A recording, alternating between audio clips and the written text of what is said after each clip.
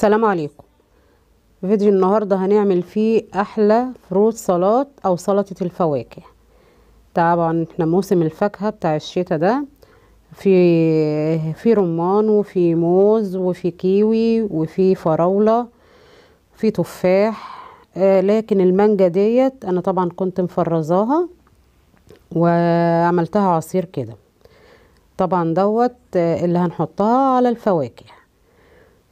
معايا كده من كل نوع فاكهة كمية.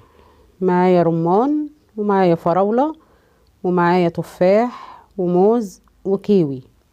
طبعا النوع اللي تحبيه ممكن تستخدميه، النوع اللي ما بتحبهوش مش هتستخدميه. معايا كده التفاح. اول حاجة هبدأ بيها، كل اللي قدامكم دوت مغسول ومتنضف كويس.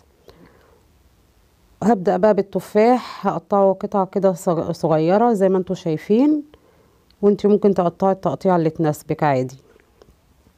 قطعت التفاح بالتقطيع الصغيرة دي. هبدأ بقى الفراولة، شايفين عاملة ازاي طازة وجميلة جدا. هبدأ اقطع الفراولة برضو نفس القطع، يعني القطع كلها تبقى متساوية زي بعضها، ما تعمليش حاجة صغيرة وحاجة كبيرة، كلها تبقى مقاس واحد، تدي شكل افضل في الطبق او في الكاسات او في اي حاجة هتقدمي فيها. بقطع طبعا فراولة وبشيلها لوحدها كده على جنب، عشان مش هحطها طبعا دلوقتي علشان ما اجيش احط عليها فاكهة تاني. الفراولة من النوع اللي هو ما بيستحملش، ممكن تتهري معايا. بقطع الكيوي برضو نفس القطع، اقطع كل حاجة كده لوحدها. خلاص قطعنا كده الكيوي وركناها على جنب. هبدأ بقى اقطع الموز. الموز طبعا هقطعه بنفس التقطيع برضو. انت ممكن كمان يعني الكمية اللي انت تستخدميها اللي انت عايزاها، ممكن من كل نوع حاجة حسب الكمية اللي عندك. يعني مش شرط انك انت تشتري كمية كبيرة وتجيبي مثلا تفاح نص كيلو، ممكن بتفاحية واحدة. يعني مش لازم من كل نوع تجيبي نص كيلو او كيلو او الكلام ده، ممكن تفاحية واحدة تستخدميها. موزاية يعني كم وحدة فراولة، وحدة رمان. مش شرط تستخدمي الكمية دي كلها، انا الكمية ديت على حسب الانفار اللي موجودة. انت مثلا لو عندك نفرين ولا نفر هتستخدمي حاجة بسيطة، مش شرط تعمليها كلها. قطعنا طبعا الموز، جبنا بقى الرمان كده هنحطه على على التفاح. انا مخدتش طبعا الكمية كلها لان الكمية كلها كانت كبيرة. وهحط الفراولة، وهنزل برضو ببقية الفاكهة التانية، الموز والكيوي. دول برضو النوعين دول يعني الواحد برضو يعني يحاسب عليهم قوي، لانهم بيتهروا برضو بسرعة. وفي التقليب ما نقلبش بطريقة كده عشوائية، لا نقلب واحدة واحدة علشان الفاكهة الطرية دي ما تتهريش معانا.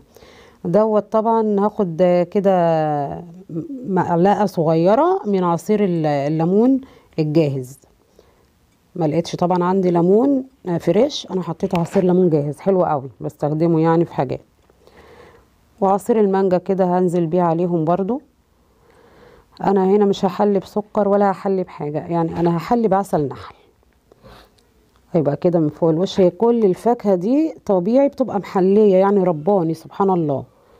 بس انا هنزل على كل كده كاس بمعلقة كده واحدة من فوق الوش، تدي شكل حلو كده، وفي نفس الوقت العسل بينزل على الفاكهة وبيديها الطعم بتاعه. شايفين الكاسات جميلة جدا. والصوص طبعا بتاع المانجا مش باين، مش كتير كده مالي الحاجة، لا اكتر حاجة اللي هي الفاكهة. هنزين كده وننزل بالعسل من فوق الوش. ما شاء الله كان طعمها جميل جدا، وسلطة مغذية حلوة قوي. واستغلوا بقى الموسم بتاع الشتاء ده اللي فيه الفاكهة دي، وحاولوا تجيبوها وتعملوها. الفاكهة ديت سبحان الله اكتر حاجة مغذية للانسان. شايفين المنظر جميل جدا، المنظر صراحة ربنا بيشهي. السلام عليكم.